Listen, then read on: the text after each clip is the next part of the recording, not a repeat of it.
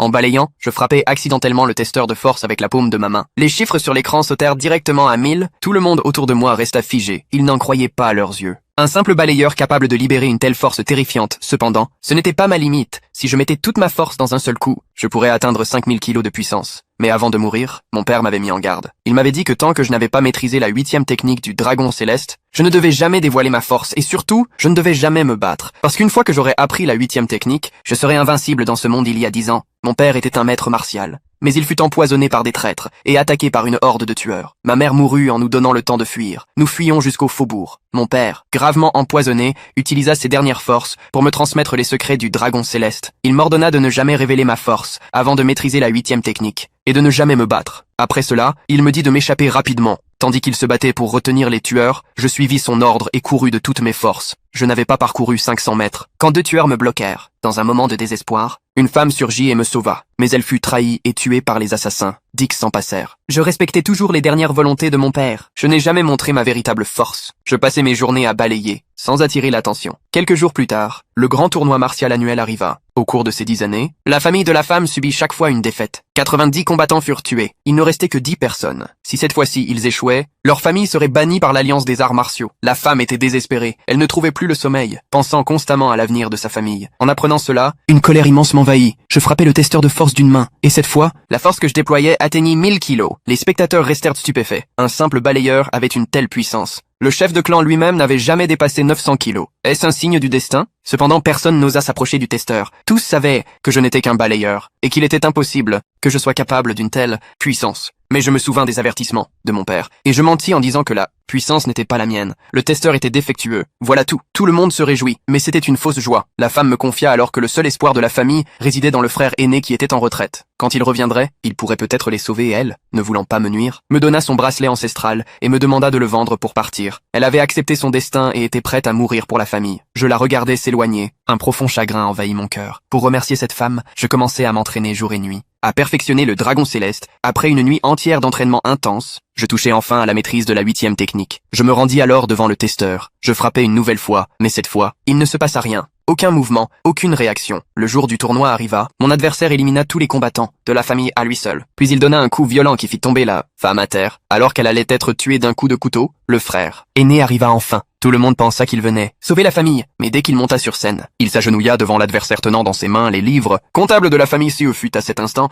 que la femme comprit que l'homme qu'elle avait élevé, toutes ces années n'était autre qu'un traître. Le frère aîné ignora la colère des autres membres de la famille et annonça sans détour que la famille devait être dissoute. Il ordonna à tous de s'agenouiller et de demander pardon. Les membres de la famille refusèrent